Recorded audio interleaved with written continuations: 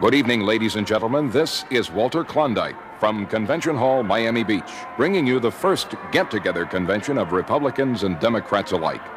We have Henry Kissinger and Vice President Agnew standing by on the right side of Convention Hall. Come in, David Stinkley. Thank you, Walter.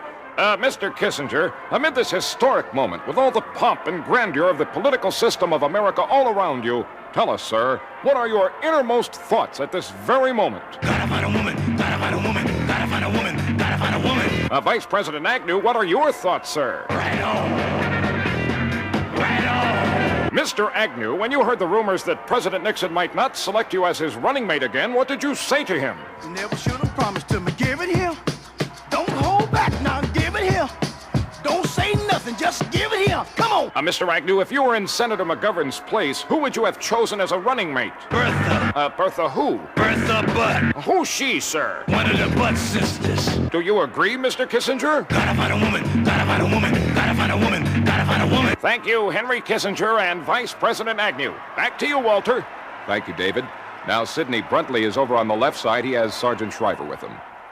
Sergeant Shriver, what did you say to Senator McGovern when he finally asked you to be his running mate? You just call on me, brother, when you need a hand. How did you finalize your agreement with Senator McGovern? Sealed with a kiss. Oh, shades of excitement. One final question, sir. What kind of offer did Senator McGovern make you? He made me an offer I couldn't refuse. Sidney, forgive me, but our roving reporter, Larry Reasoning, has Martha Mitchell on the microphone. Take it away, Larry Reasoning. Mrs. Mitchell, would you like to talk to our listeners? I suck it to you, Daddy. Now that your husband has resigned from politics, how do you feel, ma'am? I'm the happiest girl in the whole USA. Mrs. Mitchell, your complaint was that your husband didn't have any time to spend with you. Now that you are alone, ma'am, what do you talk about?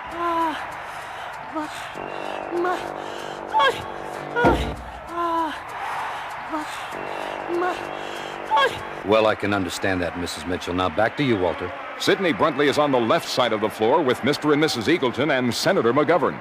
Take it away, Sidney. Thank you, Walter. Senator McGovern, how did you feel when you and Senator Eagleton first separated, sir? Alone again, naturally. Oh, yes. What did you do then? Called the doctor, woke him up. And what did your physician advise? Put the lime in the coconut and call me in the morning. Everyone was turning you down, sir. If Sergeant Shriver had also refused, who would you have turned to then? A horse with no name. Oh, I love horses. Now, Senator Eagleton, how does one feel in the morning when his world has been shattered, sir? Well, you wake up in the morning and your hands are shaking and your nerves are all uptight. Well then, Senator, why didn't you resign immediately? Am I wrong for trying to hold on to the best thing I ever had? Yes. And what are your feelings now towards the people who opposed you? They smile in your face all the time. They want to take your place, the backstabbers. One final question to you, Senator Eagleton. What did you say to the newspaper columnist when you met him face to face? Liar! Liar! Liar! Senator McGovern, what are your feelings on that, sir? How can a loser ever win? Mrs. Eagleton, would you like to answer him? Who do you think you are, Mr. Big Stop? Who do you think will vote for Senator McGovern now that your husband is out? Ma'am, do you think you could have done more for your husband during those trying times? I know it's not my fault. I did my best. Thank you very much. Now back to you, Walter. There's a commotion on the left side of the floor. We've got Senator Kennedy standing with Jane Ronda. Take it away, David Stinkley. Senator Kennedy, people are talking about your political future because of your good looks, your smile, and the sound of your voice. Why? And the magnificent. If you decide to run for president in '76, who will be your campaign manager? The Candyman. Miss Ronda, just one question, please.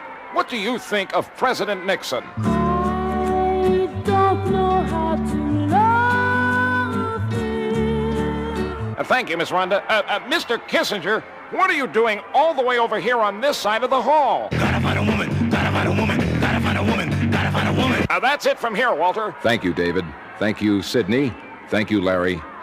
Thank you, America. We now return you to your local stations.